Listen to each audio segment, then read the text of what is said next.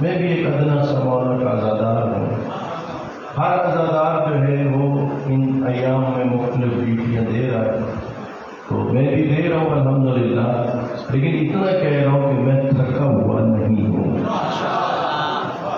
اور آپ کی امید ہے کہ تھکے ہوئے نہیں ہو۔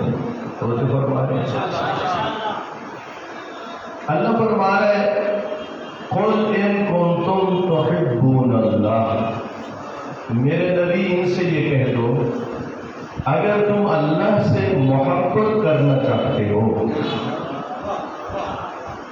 اپنے نبی کے ذریعے خدا پیغام پہنچا رہا ہے، اگر تم چاہتے ہو کس سے محبت کرو، اللہ سے محبت کرنا چاہتے ہو، فاتبعونی، شرط اتنی ہے میرے رسول کی اتباع کرو۔ توجہ فرمائے۔ میں نے 3 محرم کو خواجہ حاجی زوال حسین صاحب کے گھر میں جو مجلس تھی اور جو آپ میں سے مومنین وہاں موجود تھے، وہاں میں نے اسی آیت کے حوالے سے کچھ گفتگو کی تھی۔ اگر آپ حضرات کے ذہنوں میں ہو تو اسی گفتگو کو آگے بڑھانا چاہتا ہوں۔ مجھے چونکہ کچھ ویسے الحمدللہ یاد رہ جاتا ہے اور میں لکھ بھی لیتا ہوں، جہاں بھی جاتا ہوں نا جو کچھ پڑھتا ہوں، آپ کے پاس 2 خمسے پڑھے میرے پاس لکھے ہوئے ہیں کہ میں نے کیا پڑھا تھا۔ انسان بھول جاتا ہے نا، اور لکھنے کا مقصد یہ ہوتا ہے کہ تکرار نہ ہو، یعنی اگلی دفعہ نئی چیز بھی آپ ہو۔ توجہ فرمائیں۔ اتباع رسول کیا ہے؟ اتباع کے ڈکشنری میں جو معنی ہے وہ ہے پیروی کرنا، لیکن قرآن مجید نے اتباع کی جو وضاحت کی ہے وہ یوں، وما آتاکم الرسول فخذوہ، جو میرا رسول تمہیں دے اسے لے لو۔ اور جو فرمائے جو میرا رسول دے اسے لے لو، وما نہاکم عنہ فانتہوا، جس سے میرا رسول روکے اس سے رک جاؤ۔ میں آپ کو آج ایک ایسی زحمت دینا چاہتا ہوں شاید آج تک کسی نے آپ کو نہ دی ہو۔ میں دے رہا ہوں زحمت، اور کیونکہ مہمان ہوں نا تو آپ بھی مہمانوں کا بڑا خیال رکھتے ہیں۔ زحمت اتنی سی ہے، آپ آج کے بعد 2 کاپیاں بنا لو، 2 ڈائریاں۔ کتنی؟ 2 ڈائریاں، 2 کاپیاں۔ یہ جو آیت ہے نا، جو رسول دے اسے کیا کرو، ایک کاپی پر فقط یہ لکھنا ہے کہ 23 برس میں اللہ کے رسول نے دیا کیا۔ اور فرمائے کیونکہ یہ جو دینے کا سلسلہ ہے، کل عمر مبارک کتنی ہے؟ 63 برس۔ عرصہ تبلیغ کتنا ہے؟ 23 برس۔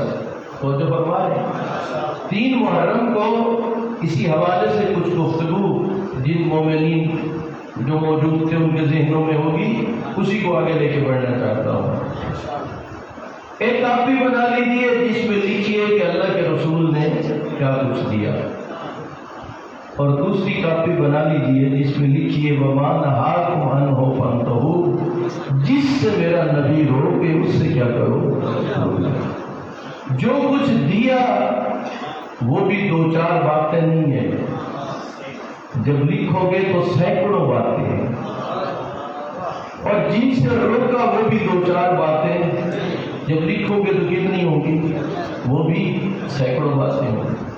ڈکشنری میں جاؤ تو اتنا ملے گا، اتباع رسول کا مطلب ہے پیروی کرنا۔ قرآن سے پوچھو تو قرآن یہ کہہ رہا ہے کہ یہ جو پیروی ہے نا، جو رسول دے اسے لینے میں پیروکار تب کہلاؤ گے جو دے وہ لے لو، اور جس سے روکے اس سے رکو گے تو پیروکار کہلاؤ گے۔ تو جو فرمایا ایک دعا ہے صحیفہ حاملہ کی، اگر انسان غور و فکر کرے دیکھے تو اس کی 2 جگہوں پر، ایک جگہ خدا حاضری چاہتا ہے ایک جگہ خدا اپنے بندے کی غیر حاضری چاہتا ہے. کتنی جگہیں ہیں؟ دو طرح کی جگہیں ہیں. ایک جگہ خدا چاہتا ہے میرا بندہ کیا ہو؟ حاضر ہو. اور دوسری جگہ خدا کیا چاہتا ہے؟ وہاں غیر حاضر رہے، وہاں حاضر نہ ہو. مسجد ہے، عزاخانہ ہے، مجلس ہے، تو جو فرمائے والدین کی خدمت ہے، خدا چاہتا ہے میرا بندہ کیا ہو؟ حاضر ہو. اور ایسی سینکڑوں مثالیں. جہاں شراب پی جا رہی ہو، خدا کیا چاہتا ہے؟ اچھے دسترخوان لگا ہوا ہو، سب اس کے اوپر رزق حلال رکھا ہوا ہو، اور وہاں شراب بھی پی جا رہی ہو، تو فقہی مسئلہ ہے وہاں پر بیٹھنا بھی جائز نہیں. تو جو فرمایا کھانا تو کیا ہے دور کی بات.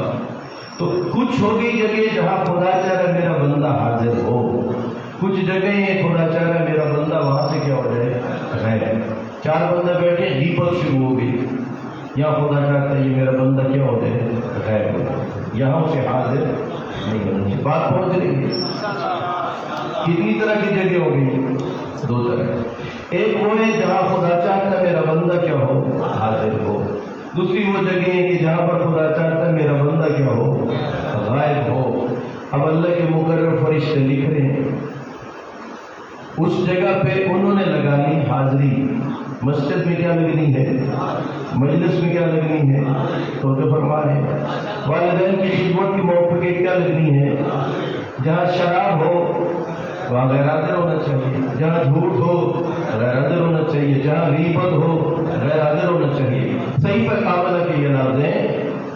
ایک بندہ ایسا ہے دونوں جگہ ناکام ہو جاتا ہے. جہاں حاضر ہونا تھا وہاں غائب رہا، اور جہاں کیا ہونا تھا وقت نماز تھا تو اللہ کی بارگاہ میں حاضر ہونا تھا. نماز نہ پڑھی تو وہ کن میں شمار ہوگا؟ غیر حاضر میں شمار ہوگا. والدین کو خدمت کی ضرورت تھی اس نے نہیں کی تو کن میں شمار ہوگا؟ غیر حاضر میں. یعنی ادھر حاضر ہونا تھا اور کیا ہو گیا؟ غائب. اور جہاں غائب رہنا تھا وہاں کیا ہو گیا؟ حاضر. فرشتوں نے لکھ دیا پروردگارا جہاں اس نے آنا تھا یہ تیرا بندہ وہاں ابسینٹ تھا. اساتذہ جو بیٹھے میری مدد کریں، کیا تھا؟ غیر حاضر تھا. اور جہاں اس نے غیر حاضر رہنا تھا یہ کیا ہو گیا؟ وہاں اب کی بندہ بہت دونوں جگہ سے ادھر بھی اتباع رسول نہیں ہوئی ادھر بھی اتباع رسول، اس کی گردن پہ بڑا بوجھ آ گیا. اب اگر یہ اللہ کی بارگاہ میں آنا بھی چاہے تو اس کے ذہن میں فوری آئے گا میں تو اس قابل ہی نہیں. آگے کہو پروردگارا جہاں حاضر ہونا تھا تو نے مجھے غائب پایا، جہاں غائب ہونا تھا تو نے مجھے حاضر پایا. اب میں اس قابل نہیں رہا کہ تیری بارگاہ میں آ کے کچھ سوال کروں، لیکن تیرا فضل و کرم باعث بنا کہ میرے اندر ہمت پیدا ہو گئی. اور فرمایا تیرا فضل و کرم. یہاں سے بات یہ سمجھ میں آ گئی کہ اتباع رسول کا کیا مطلب ہے. جہاں رک جاؤ، یہی تو وجہ ہے اللہ کے نبی جو بھی حکم دیتے تھے علی مولا ہر جگہ لبیک کہتے ہوئے نظر آتا.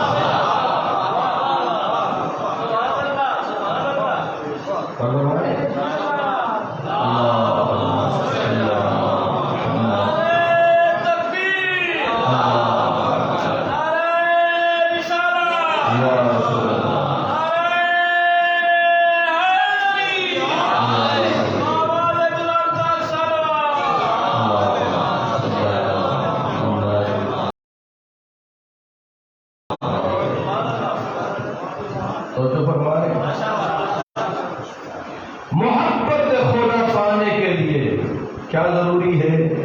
اتباع رسول.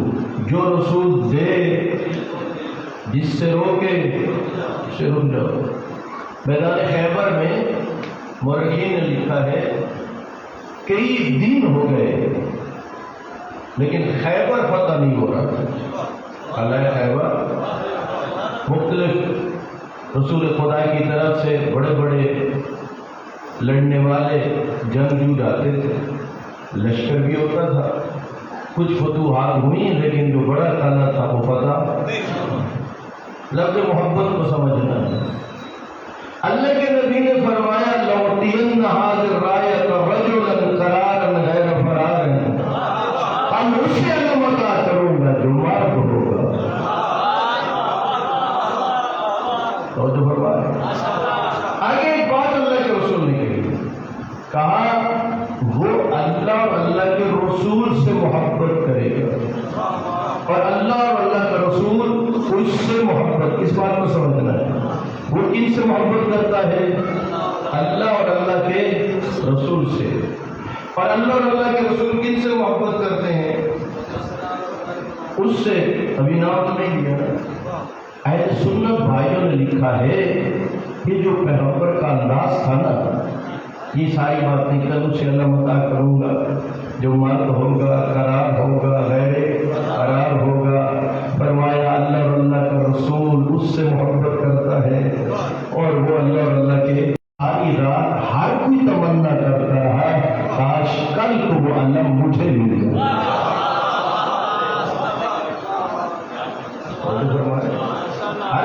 توجہ فرمائے۔ وہ اللہ اور اللہ کے رسول کو محبوب رکھتا ہے، اور اللہ اور اللہ کے رسول، دیکھیے آپ اور میں دعویٰ نہیں کرتے کہ ہم اہل بیت سے محبت کرتے ہیں، کہتے ہیں یا نہیں کہتے، لیکن خوشی، بڑی خوشی کب ہوگی؟ جب پلٹ کے وہ کہتے ہیں کہ ہم ان سے کیا رکھتے ہیں؟ محبت۔ توجہ فرمائے۔ اب یہاں پر ذرا غور فرمائیے کہ ان لفظوں میں کتنی کشش تھی جو اللہ کے رسول نے کہے۔ اہل سنت بھائی کہتے ہیں ساری رات وہاں پر جانثاران پیغمبر، سپاہی یہ تمنا لے کے بیٹھے رہے، یا اللہ صبح ہو تو وہ مرد میں نکلو، وہ علم مجھے ملے۔ لیکن مولا امیر المومنین تو وہاں نہیں تھے، بعض کہتے ہیں کسی خیمے میں تھے، بعض کہتے ہیں مدینے میں تھے، اور پیغمبر نے صبح فرمایا کہا ہے نا ابو الحسن، ابو الحسن کہا ہے۔ جب علی مولا کو بلایا گیا تو آپ نے پیغمبر کی خدمت میں عرض کیا یا رسول اللہ میری آنکھوں میں درد ہے۔ آپ نے اپنا لعاب علی مولا کی آنکھوں پہ لگایا، اور علی مولا کہتے ہیں پیغمبر کے لعاب میں اللہ نے ایسی شفا رکھی کہ زندگی بھر پھر میں اس درد کی تکلیف میں مبتلا نہیں ہوں، اس تکلیف میں۔ توجہ فرمائے۔ آپ جب علم ملا، بات کیا چل رہی تھی بھلا؟ اتباع رسول ہونا یہ چاہیے تھا۔ علی مولا کو جب علم ملا تو مولا کہتے یا رسول اللہ مجھے ایک لشکر بھی دو جو میرے ساتھ جائے۔ ظاہر وہ سامنے ان کے پاس بھی لشکر تھا، ان کے پاس بھی بڑے بڑے بہادر تھے، تو ایک جرنیل، دنیا میں کون سا ایسا جرنیل ہے جو اکیلا جاتا ہو؟ ہے ایسا بھلا؟ محاذ جنگ پہ جو بھی کمانڈ کرتا ہے اس کے پیچھے کیا ہوتا ہے؟ لشکر۔ تو جو فرمایا تاریخ اٹھا کے دیکھیے، میرے مولا نے پیغمبر اکرم سے لشکر کی ڈیمانڈ نہیں کی، اتنا پوچھا یا رسول اللہ اتنا بڑا کا بھٹا تو لڑکا رہوں، اور فرمانا لشکر کی ڈیمانڈ کیا کہا؟ کب تک لڑکا رہوں؟ آپ نے فرمایا جب تک اللہ کے دونوں ہاتھوں پر فتح نہ دے۔ بعض جگہ ملتے ہیں کہ جب تک وہ اسلام قبول نہ کر رہے آپ کیا کرتے رہیں؟ آپ لڑتے رہیں۔ اور بعض نے اس کو یوں بھی بیان کیا ہے یہ دو ہاتھوں کی فتح، آج شاید اس کی حکمت یہ ہو کہ اس وقت تک لڑتے رہنا جب تک تیرے ایک ہاتھ پہ درے خیبر نہ ہو، دوسرے ہاتھ کے اوپر مرحب کا سر نہ ہو۔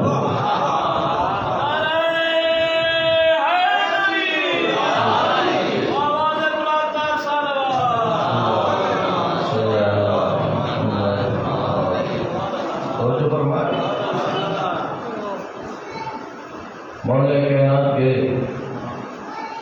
یہ کیا کر رہے تھے؟ مولا کائنات اللہ کے رسول کی اتباع. کیا فرما رہے تھے؟ اتباع. جو رسول دے اسے کیا کرو، جس سے رسول روکے اسے رک جاؤ. اتباع رسول ہے.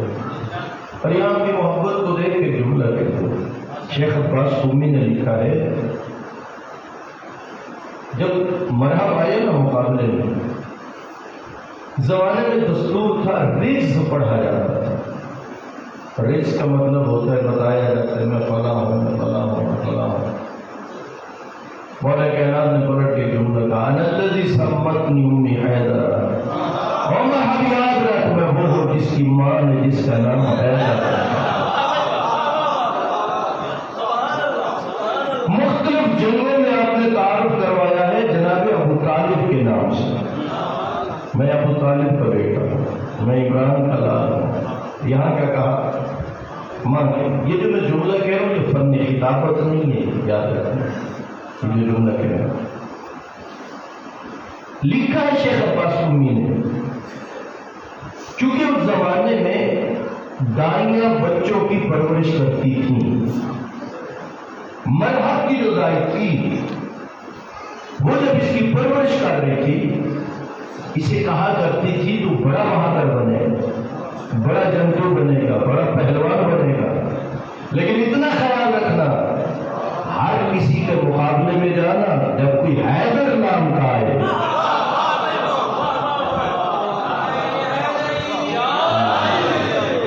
تو اس کے مقابلے میں نہ جانا. اب یہاں سوال پیدا ہوتا ہے کہ وہ دائی مرحب کو گود میں یہ بات کیوں کہہ رہی تھی؟ اور جو فرمایا اس لیے کہ گزشتہ کتابوں میں جہاں نبی کا تذکرہ ہے وہاں وصی پیغمبر کا بھی تذکرہ ہے. یہ جو مولا فرما رہے تھے رز پر کہ الذی سمتنی امی حیدر، میں وہ ہوں جس کی ماں نے جس کا نام حیدر رکھا ہے. اس کی وجہ یہ تھی کہ مولا کہنا چاہتے تھے مرحبا اپنی دائیہ کی وصیت کو یاد کر لے، وہ حیدر تیرے مقابلے میں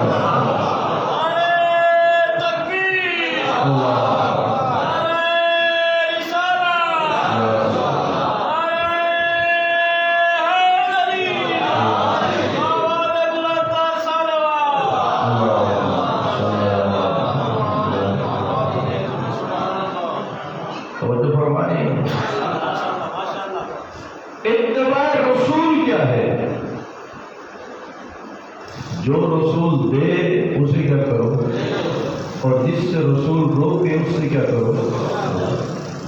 خدا کہہ رہے ہیں اگر تم چاہتے ہو کہ اللہ سے محبت کرنا چاہتے ہو تو میرے رسول کی کیا کرو، اتباع کرو. پھر کیا ہوگا؟ یحببکم اللہ، اللہ تم سے محبت کرے گا. اللہ جو مولا علی سے محبت فرماتا ہے تو پھر دیکھیے مولا علی سے بڑھ کے کون ہے جس نے اتباع رسول کی ہو.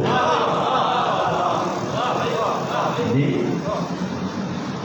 جس طرح اللہ کے رسول نے کہا نماز پڑھنی ہے تو علی نماز پڑھ رہے ہیں، روزہ رکھنا تو علی روزہ رکھ رہے ہیں.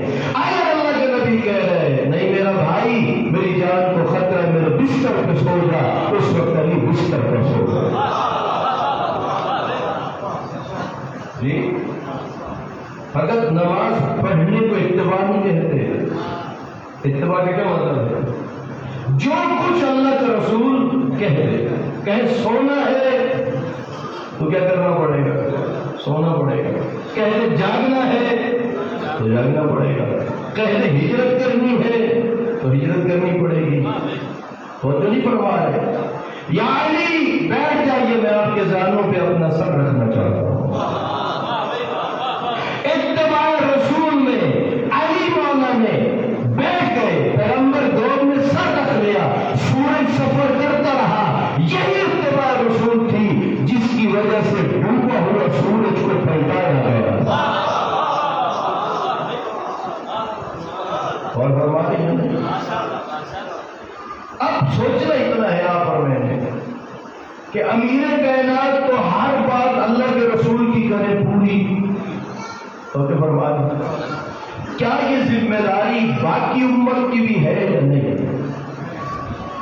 جی ایسا ہو گیا آپ لوگ۔ اتباع رسول کا تعلق فقط امیر کائنات کے ساتھ ہے؟ جی ہر کسی کے ساتھ ہے نا، سب کے ساتھ ہے۔ جو اللہ کا رسول دے اس کی کیا کرو، جس سے روکے۔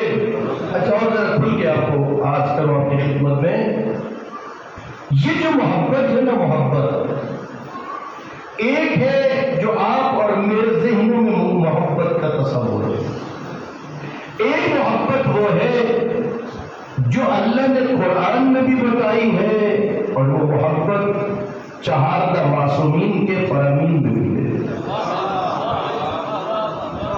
مثلا مثال آپ کروں، ہمارے ہاں محبت کا ایک طبقہ اپنے گھر کی چھت پہ حضرت مولانا عباس علیہ السلام کا علم لگاتا ہے، مجلس میں بھی جاتا ہے، عزاداری کے لیے بھی جاتا ہے، لیکن نماز نہیں پڑھتا۔ ایسا طبقہ ہے یا نہیں ہے؟ جی روزہ، ان سے پوچھیے آپ محبت سے کیا سمجھے؟ پوچھنا چاہیے نہیں پوچھنا چاہیے؟ میری بعض لوگوں سے ملاقات ہوئی ہے، وہ کہتے ہیں بس جو علم لگا لیا، مجلس سن لی اور جو ہم جلوس میں چلے گئے، یہی محبت ہے۔ اب نماز کی ضرورت نہیں ہے، روزے کی ضرورت نہیں ہے۔ اور جو فرمایا آئے اس خمسہ میں یہ جاننے کی کوشش کریں گے کیا اتنا کچھ کرنے سے محبت کے تقاضے پورے ہو جاتے ہیں یا محبت کچھ اور ہے؟ اور فرمایا دیکھیے ایک جملہ درج کرتا ہوں، بعض جگہ ہم جاتے ہیں، مومنین فرمائش کرتے ہیں فلاں موضوع پہ گفتگو کریں، فلاں موضوع پہ گفتگو کریں، سر آنکھوں پر آپ کی فرمائش، جو آپ موضوع خیر دیں سر آنکھوں پر، لیکن مجھے آپ کی پسند سے زیادہ آپ کی ضرورت کا خیال رہتا ہے۔ اور فرمائیں ایک ہے آپ کی پسند اور ایک آپ کی کیا ہے ضرورت۔ اور جو فرمائیں ہو سکتا ہے جو آپ کی پسند ہو وہی ضرورت ہو، اور ہو سکتا ہے آپ کی پسند کچھ اور ہو اور آپ کی ضرورت کچھ۔ بات سمجھ میں آ رہی ہے نہیں آ رہی؟ یعنی میری پڑھ کے عادت سی ہو گئی ہے، میں سامعین کی جو مناسب پسند ہوتی ہے اس کو بھی بیان کرتا ہوں، لیکن اس سے زیادہ ان کی ضرورت کو بیان کرتا ہوں۔ تو جو فرمانے اور یہ میرا کئی دفعہ کا تجربہ ہے، چاہے ایک مجلس ہو، 2 روزہ ہو، 6 روزہ ہو، 500 اشرف پڑھ کے جاتا ہوں، تو بہت سارے لوگ جن کے بارے میں علاقے والوں کا خیال ہوتا ہے یہ تو ان کو سنیں گے بھی نہیں، یہ تو ان کو پسند بھی نہیں کریں گے۔ میرا بہت جگہ پہ تجربہ ہوا ہے، جب میں آپ کی ضرورت کو سامنے رکھ کے بیان کرتا ہوں تو میں اس نتیجے پہ پہنچتا ہوں کہ جن کے بارے میں آپ کا تبصرہ کا پتہ نہیں سنیں گے یا نہیں، سب سے زیادہ انہیں کا میرے ساتھ دلی لگاؤ پیدا ہو جاتا ہے۔ اور فرمانے کیوں؟ اس لیے کہ جب بندہ سمجھ جائے کہ واقعاً یہ ہماری کیا ہے، یہ ضرورت ہے جو ہمیں مل رہی ہے، اور جو فرمانے جب ضرورت بندے کی پوری ہونے لگ جائے، جو بھی اس چیز کو درک کر لیتا ہے وہ سمجھتا ہے کہ پیار کرنے والا مجھ سے محبت کرنے والا ہے۔ اور فرمانے آج تھوڑا سا محبت کا نمونہ آپ کی خدمت میں پیش کرنا چاہتا ہوں۔ حضرت امام جعفر صادق علیہ السلام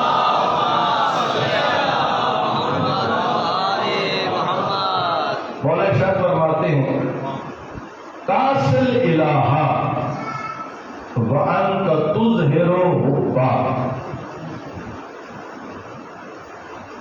تم اللہ کی نافرمانی کرتے ہو اور دعوی محبت بھی رکھتے ہو. دو باتیں. تم کیا کرتے ہو؟ اللہ کی، بولیے نا، اللہ کی کرتے ہو اور دعوی محبت بھی رکھتے ہو. ایک بندہ کہے میں اللہ سے بھی محبت رکھتا ہوں اور من کنت مولا فہذا علی مولا کو بھی نہیں مانتا. اور جو فرما رہے دعوی محبت بھی رکھتا ہو اور ادھر حکم بھی نہ مانتا ہو. امام فرماتے ہیں یہ ایک بندہ کہ میں اللہ سے بڑی محبت رکھتا ہوں لیکن نماز کا پابند نہ ہو، روزے کا پابند نہ ہو.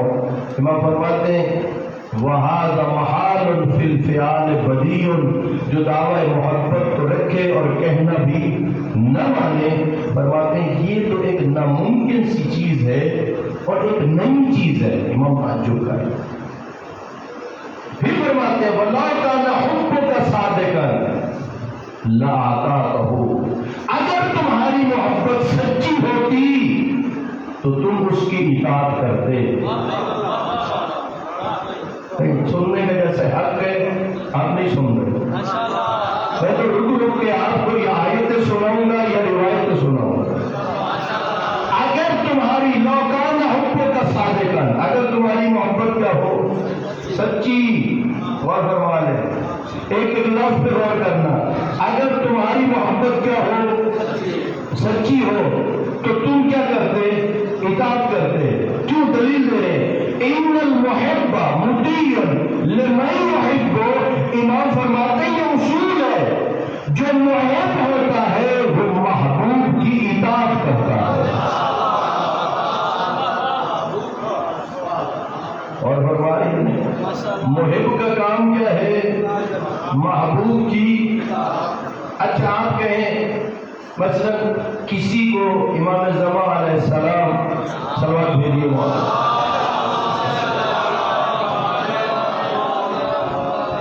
مولا کی زیارت نصیب ہو جائے،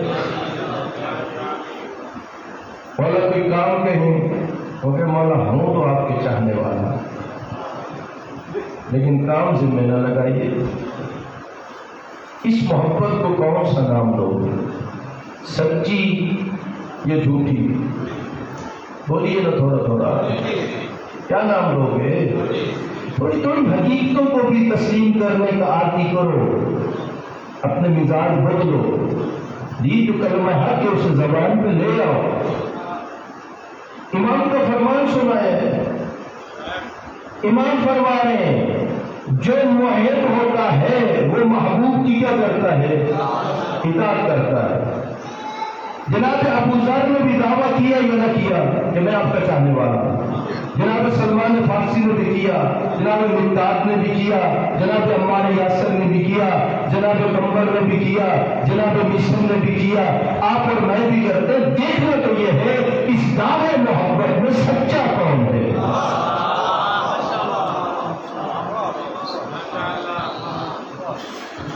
کیا فقط کہنے سے ثابت ہو جائے گا؟ جی ہو جائے گا کہنے سے؟ فقط کہنے سے تو ثابت نہیں ہوتا. ثابت کرنے کے لیے دینی پڑتی ہے دلیل. کیا کرنی پڑتی ہے؟ جو کہتے ہیں کہ ہم اللہ سے عشق کرتے ہیں، تو جو چاہتا ہوں کیا کہتے ہیں؟ اللہ کے رسول سے عشق کرتے ہیں، تو انہیں اللہ اور اللہ کے رسول کا کہنا ماننا چاہیے یا نہیں؟ جی یہ جو مولا علی علیہ السلام اور آپ کے 11 بیٹوں کی امامت اور ولایت کا اعلان غدیر خون پہ ہوا، یہ اللہ نے اپنے رسول کے ذریعے کروایا یا نہیں؟ جی آپ کا اہل سنت علماء بھی کہہ رہے ہیں اللہ نے کروایا. تو کتنے ایسے مسلمان ہیں جو اسے ماننے کے لیے تیار ہے یا نہیں ہے؟ جی کرتے ہیں ایسے موجود ہے نا. تو وہ یہ نہیں کہتے ہمیں اللہ سے عشق ہے، کہتے ہیں یا نہیں کہتے ہمیں رسول اللہ سے محبت ہے؟ یہی تو سوال ہے نا بھائی. جو تم کہہ رہے تمہیں اللہ سے محبت ہے تو اللہ کا کہنا بھی تو مانو.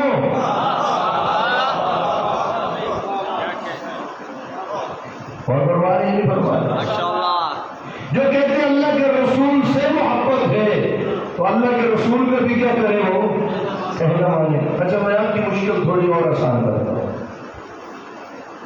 یہ یہاں ایک مثال ممکن ہے میں سنا چکا ہوں، میرے ذہن میں نہیں ہے، لیکن یہاں بڑی مناسب ہے، آپ تک میسج پہنچ جائے۔ ایک مثال عرض کرتا ہوں۔ ہمارے جو محکمہ تعلیم ہے اس کا اصول کیا ہے بھلا؟ پاس ہونے کے لیے کتنے نمبر چاہیے؟ جی 33 نمبر۔ اساتذہ کرام پہلی کوشش کرتے ہیں کہ ہمارے اسٹوڈنٹ 100/100 نمبر لیں، ٹھیک؟ پھر آہستہ آہستہ نیچے آتے ہیں اور بالآخر ڈھیلے سے ڈھیلے بچے کو کہتے ہیں اللہ کا نام 33 نمبر لے۔ یہی ہوتا ہے، چلو تو اگلی کلاس میں بیٹھ جائے گا، میرا رزلٹ بھی خراب ہو نہیں۔ اب جس نے 33 لیے وہ فیل ہونے سے تو بچ گئے، لیکن اس نے 67 نمبر کر دیے ضائع، کیے یا نہیں کیے؟ محکمہ تعلیم والوں نے پھر بھی اگلی کلاس میں بٹھایا۔ اب وہ کرنا، محکمہ تعلیم والا اگر 33 نمبر نہ لے اگلی کلاس میں نہیں جانے دے، ٹھیک؟ اس محکمہ تعلیم کی وجہ سے 33 نمبر لے کے کہاں پہنچنا ہے آپ نے؟ اگلی کلاس میں۔ اتباع رسول کی وجہ سے پہنچنا ہے جنت میں۔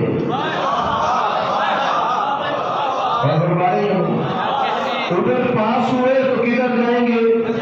جنت میں۔ ادھر کہاں جائیں گے؟ اگلی کلاس میں۔ لیکن فرق کیا ہے؟ کیا محکمہ تعلیم کی طرح اللہ کے رسول 100 باتیں دے 33 لے لو؟ جی وما آتاکم الرسول، جو رسول دے، بولو جو دے۔ اگر 33 والی بات ہو تو پھر لوگ کیا کریں گے؟ مسلمانوں کا مزاج بن جائے گا، چند چیزیں لے لیں گے، باقی کو کیا کریں گے؟ وہ کہیں گے چلو جنت کی بلند منزل نہ صحیح این پیر جنت شروع چی مل رہی۔ نہیں، یاد رکھ لے محکمہ تعلیم کی طرف دین کا نظام نہیں کہ ادھر 33 نمبر سے اگلی کلاس میں ترقی مل جائے گی، ادھر 33 نمبر سے جنت نہیں ملے گی۔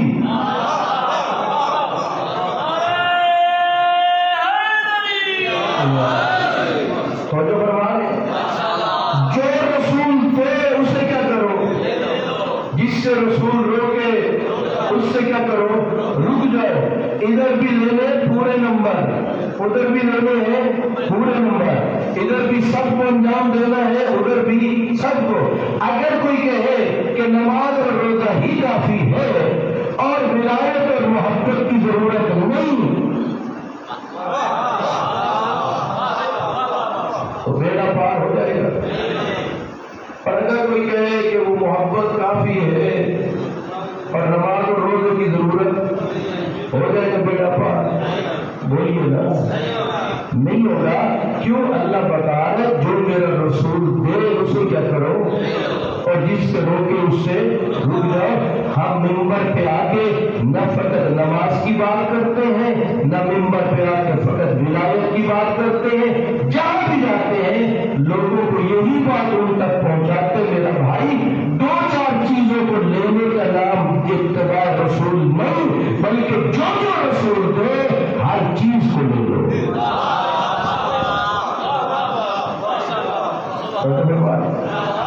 اب جو طبقہ کہتے ہیں کہ گھر پہ علم لگا ہوا ہے، مجلس پہ جاتے ہیں، جلوس میں جاتے ہیں، یہی کیا ہے، یہ کافی ہے، نہیں، ان کی خدمت میں عرض کرتے ہیں نہیں، یہ آپ نے جو سمجھا اس کی تائید قرآن نہیں کرتا، اس کی تائید چہارہ معصومین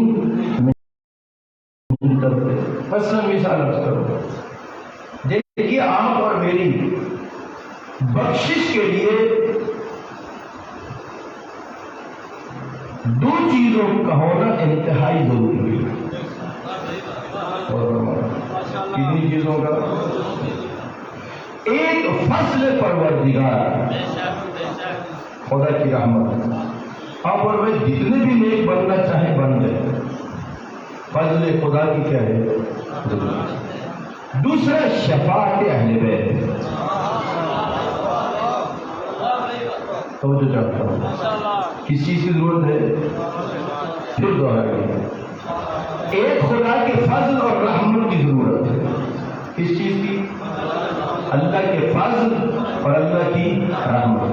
آپ اور میں بھلا سب واجبات کے پابند بن جائیں، مستحبات کو بھی نہ چھوڑیں، محرمات کے قریب بھی نہ جائیں، اس کے باوجود خدا کے فضل اور رحمت کی بھی ضرورت ہے اور اہل بیت کی شفاعت کی بھی ضرورت ہے. بات پہنچ رہی نہیں پہنچ؟ سوال یہ پیدا ہوتا ہے خدا کا فضل اور رحمت کی نہیں ملے گا اور اہل بیت کی شفاعت کی نہیں ملے گی. ضرورت ہے دونوں چیزوں کی. تو جو فرمائے حضرت امام جعفر صادق علیہ السلام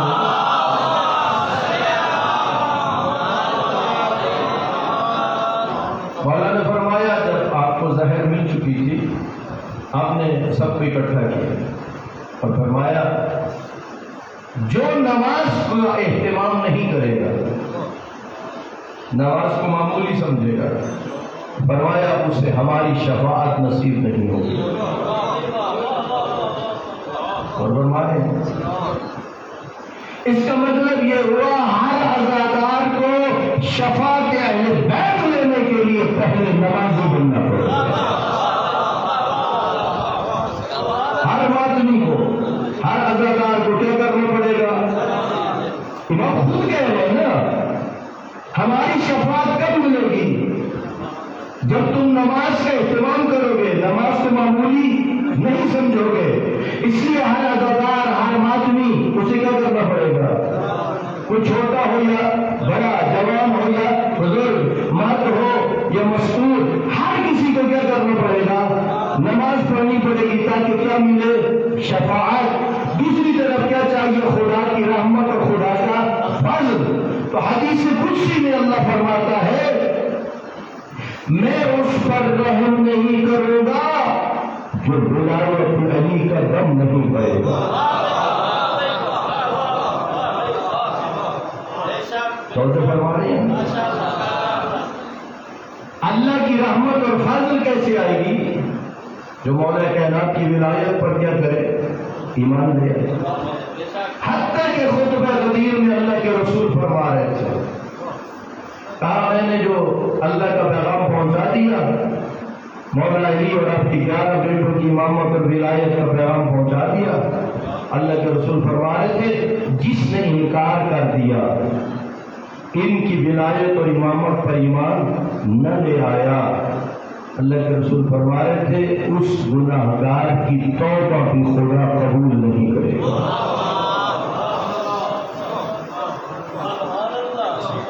توجہ فرمائے. اس لیے ضروری ہے جو اللہ کا رسول کہے اسے کیا کرو، اور جس سے اللہ کا رسول روکے اس سے کیا کرو. نہیں آپ اور میری مرضی نہیں چل سکتی، آپ اور مجھے اختیار ہی نہیں ہے. آپ اور میں ہیں پابند، شریعت کے کیا ہیں؟ پابند. ہماری مرضیاں نہیں ہیں. جو حکم خدا ہے، جو رسول خدا کہہ رہے ہیں، جو ائمہ اہل بیت کہہ رہے ہیں، اسے ماننا پڑے گا. اور اللہ کے رسول نے جس کی سفارش کی ان میں سے ایک کیا ہے؟ رسول خدا نے اپنی اہل بیت کی بڑی سفارش کی. بہت زیادہ، بہت زیادہ. اور امام معصوم کہتے ہیں ظلم کی داستانوں کو سامنے رکھ کے کہتے ابھی تو اللہ کے رسول نے ہمارے حق میں سفارش کی تھی اور ہمارے اوپر اتنے ظلم اٹھائے گئے. ان ہستیوں کی اللہ کے رسول کیا کر کے جا رہے ہیں؟ سفارش کر کے جا رہے ہیں. علامہ سید علی نقل فرماتے ہیں جب یہ قافلہ مدینے سے چلا تھا، اس کا سالار مرد تھا، اس کا نام حسین ابن علی تھا. اس میں جوان فوج بھی تھی، ماں کی گودیں آباد تھیں، بہنوں کے بھائی موجود تھے، اس وقت کا جدید اسلحہ بھی تھا. لیکن جب یہ قافلہ کربلا سے چلنے لگا، اب صورتحال کیا؟ اس قافلے میں یہ بیوہ عورتیں بچ گئی تھیں، یہ یتیم بچے تھے، ایک مرد ہے وہ عابد و بیمار، اور اب بڑی ذمہ داری آ گئی ہے نبی ذاتی پر میں کیا عرض کروں؟ جب یہ لوٹا ہوا قافلہ چلنے لگا ہے نا کربلا سے، پہلی منزل مظلوم کربلا کا لاشا تھا، مولا غازی اترے باسوڑی تھے، جب میری آنکھ آزاد آئی اتری تو اس حالت میں روح کی پشت سے زمین پہ آئے، اجرکم اللہ، سامنے بھائی کا لاشا دیکھا، اتنا کہا انت اخی حسین، کیا میرا بھائی حسین تو ہے؟ کیا میرا ماجایا حسین تو ہے؟ پھر رخ ہو گیا نانے کی شہر کی طرف اور کہا یا جدہ صلی علیہ ملیکۃ السماء وہذا حسین مرمل بالدماء ومقطع الاعضاء، نانا دیکھنا یہ تیرا حسین ہے جس کا خون خاک میں مل چکا ہے اور جس کے بدن کے ٹکڑے ٹکڑے ہو چکے ہیں، ابھی اپنے بھائی کو رو رہی تھی، ایک نگاہ امام سجاد کے چہرے پہ پڑ گئی، موت کے آثار چہرے پہ ظاہر ہوئے، اب بیوی نے رخ کیا اپنے بیمار بھتیجے کی طرف، ایک مٹے ہوئے قافلے کا 35 سالار بیٹا، اگر تجھے کچھ ہو گیا تو کیا بنے گا ان بیوہ عورتوں کا، کیا بنے گا ان یتیم بچوں کا؟ اب اس مٹے ہوئے قافلے کا کون ہے؟ مگر میرے امام اس لیے حاجت ہو چکی تھی، اللہ کی بڑی کائنات میں کوئی ایسا بے بس بیٹا نہیں تھا اور اس کے سامنے بغور کفن والا کا لاشا پڑا ہو اور اتنا مجبور ہو کہ تجزیے کا دین بھی منتظر ہو، اللہ آپ کو کچھ ختم ہو گئے۔ اصل تو عزاداروں صاحب عذاب زمانے کا ایمان ہے، جب عجب نہیں ہے پڑھنے والے کا خلوص، بانی کا سننے والوں کا خلوص، صاحب عزا خود مجلس میں آیا ہوا، یہ ذہن میں رکھتے کہ ہمارے مولا بھی ہوں گے، انہیں ہم نے پوچھتا دینا ہے۔ ان آنسوں کی قیمت اگر جاننا چاہتے ہو، ایک بہت بڑے مجتہد گزرے آغا میلانی، ان کے شاگرد تھے آیت اللہ میلانی کے، انہوں نے اپنی شاگرد سے کہا آپ ایسا کرنا، وہ مجلس پڑھتے تھے، کسی مجلس سے 40 جوانوں کو لے آنا، 40 عزاداروں کو لے آنا، وہ لے آئے، یہ اندر تھے، اپنی شاگرد سے کہا ایک کو اندر بھیجنا، ایک جوان گیا اندر، رب جانے کیا دیکھا، باہر نکلا تو روتا ہوا پیٹتا ہوا دوسرا جوان گیا تو روتا ہوا باہر نکلا، تیسرا جوان گیا تو روتا ہوا باہر نکلا، اور جب تیسرا جوان گیا یہ کہتے ہیں مجھ سے نہ رہا گیا، شاگرد اندر گیا، دیکھا منظر عجیب تھا، سامنے ایک کفن رکھا ہوا تھا، جو بھی جوان داخل ہوتا تھا آغا میلانی امام حسین کا مسائل پڑھتے تھے، جوان بے ساختہ اس کے آنسو بہتے تھے، وہ اتنا کہتے تھے جوان عزادار اپنے آنسو میرے کفن کے سبب ایوکم اللہ، ضروری نہیں ہے تو زیادہ آنسو نکلے، خلوص سے نکلا ہوا ایک آنسو، اتنے آنسو اتنی مقدار کے مرض کا فرق کم ہو جائے، بڑی قیمت رکھتا ہے یہ آنسو۔ اے عزادارو، جب میری آج آزادی نے کہا نا، اب جو کربلا کے زائر بیٹھے ہو، کئی دفعہ زیارات کر رہے ہو، ذرا میرے ساتھ چلیے 61 ہجری 11 محرم کا دن، رسن بستہ بہنے، بھائیوں کے لاشیں، وہاں کھڑے کے نبی ذاتی نے کہا سجاد بیٹا، اللہ ایسی مخلوق بھیجے گا تیرے باپا کی خوبصورت قبر بنے گی، اس کے اوپر علم نصب ہوگا، جو ظاہر بیٹھے گواہی دے دو۔ کہا وہ دن، کہا آج کربلا میں خوبصورت روزہ بھی بنا ہوا ہے، علم بھی نصب ہے، پوری دنیا سے آتے ہیں لوگ، عزادار اور مل کے اتنے نہ کہو نفیسہ یہ آپ کی محنتوں کا نتیجہ ہے۔ اے نفیسہ یہ آپ کی محنتوں کا نتیجہ ہے اور یہ آپ کے خطبات کا اثر ہے۔ کہاں وہ زمانہ جب بہت تھوڑے تھے نام حسین لینے والے، کہاں یہ آج کا زمانہ بھی جینا کرتے ہیں سب ظاہر نظر آتی ہے۔ ایک زمانہ تھا مجلس کے باہر لوگ سبیلیں لگاتے تھے، اب یقین جانیے عشر محرم میں ایک شہر سے دوسرے شہر جا رہے ہوتے ہیں، مین روڈوں پر بڑی سڑکوں پر ہاتھ باندھ کے کہتے اشارہ کرتے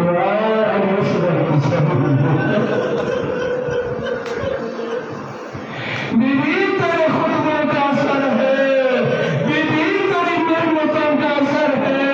آج ہر طرف نام حسین ہے، آج ہر طرف مصور کی ماتمی ہے، آج ہر طرف اکبر کے ماتمی ہے۔ اے عزیزانو، پھر کیا ہوا؟ پہلی مجلس ہے، زیادہ زحمت نہیں دینا چاہتا، اتنا سنو، گھر سے باپ کی میت ہو، بیٹی لپٹی ہوئی ہو، کیسے چھڑایا جاتا ہے؟ رشتہ دار آتے ہیں بڑی محبت سے جدا کرتے ہیں اور ان کے کہتے ہیں یا علی، جب بنت پیغمبر کا جنازہ تھا، لپٹا ہوا کربلا کا غریب تھا، چھڑانے والے آپ تھے، میں قربان جاؤں، اب جنازہ تیرے بیٹے امام حسین کا ہے، لپٹی ہوئی سکینہ ہے، پھوپھیوں کے ہاتھ بندھے ہوئے ہیں، امام سجاد ان کی پشت پر ہے، اور بی بی روتی رہتی، جب بابا کی کٹی ہوئی رگوں پر نیند آ گئی تو عالم خواب میں دیکھا بابا کہہ رہے تھے بیٹی میرا پیغام میرے شیعوں کو دینا، یا شیعتی ما انشرتم ما حزبن فاصبرونی، او ہمارے شیعوں جب بھی ٹھنڈا پانی پینا میرے پیاس کرنا۔ ابو اللہ چھٹے امام فرماتے ہیں عزیزانو، جب پانی پیو نا، پانی پیو بسم اللہ بھی پڑھا کرو، الحمدللہ بھی امام حسین کی پیاس کو یاد کیا کرو، بھی پانی پیتے ہوئے امام حسین کے قاتلوں پہ لعنت بھیجا کرو۔ میرے چھٹے امام فرماتے ہیں یہ عمل کر کے دیکھ، میرے جب حسین کی پیاس کو یاد کر، ان کے قاتلوں پہ لعنت بھیج، تیری 1,00,000 نیکیاں لکھی جائیں گی، تیرے 1,00,000 گناہ معاف ہو جائیں گے، 1,00,000 تیرے درجات بلند ہو جائیں گے۔ اللہ یہ عمل مختصر سا چھوٹا سا ہے، اس لیے امام کہہ رہے بیٹی میرے شیعوں سے کہنا جب بھی ٹھنڈا پانی پیو۔ میں آپ سے پوچھتا ہوں اتنا بھی تو کہہ سکتے تھے جب پانی پیو، کہا جب ٹھنڈا پانی پیو، اے میری پیاس کو یاد کرنا، اور سمعتم بغریب شہید فانظرونی، کسی بھی غریب کا ذکر سننا، کسی بھی شہید کا، اس وقت مجھے بھی یاد کرتے ہوگا۔ اگلی بات بڑی عجیب ہے، فرمایا بیٹی میرے شیعوں سے کہنا کاش تم کربلا میں ہوتے، دیکھتے میں نے کیسے طفل صغیر کو پانی پلایا ہوتے۔ اجرکم اللہ، اجرکم اللہ۔ عزیزانو تمام ہوگی مجلس، اللہ کی عبادت قبول کرے۔ آخری دعا سن لیجیے۔ بچی ماں اپنے بابا سے لپٹی ہوئی تھی، بی بی نے میری عالیہ بی بی نے جدا نہیں کیا، ہاتھ بندھے ہوئے تھے، امام سجاد اونٹ کی پشت پہ بندھے ہوئے تھے۔ عزیزانو اگر آپ کے گھر سے جنازہ بھاگتا ہو، بیٹی کو کس محبت سے جدا کرتے ہو، میں کیسے بیان کروں؟ ظفر ابن قیس یہ لانتی تازیہ نہ لے کے آگے بڑھایا، تازیہ میں سے اس بچی کو جدا کرنے لگا، یہی کام کا ہائے بابا، ہائے بابا۔